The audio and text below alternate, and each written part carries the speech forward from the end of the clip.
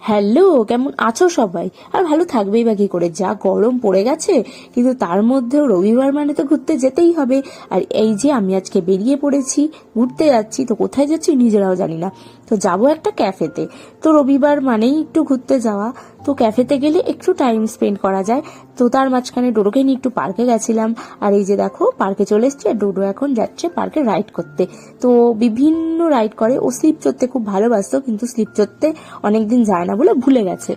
তোমরাও কিন্তু তোমাদের বাচ্চাদেরকে নিয়ে এরকম ছুটির দিনে একটু পার্কে যেতে পারো, ওরা খুব মজা পায়। আর এই যে দেখো ডোডো স্লিপ চড়তে গিয়ে কিরকম ভয় পাচ্ছে। তো রেগুলার চললে হয়তো ভয়টা কেটে যাবে।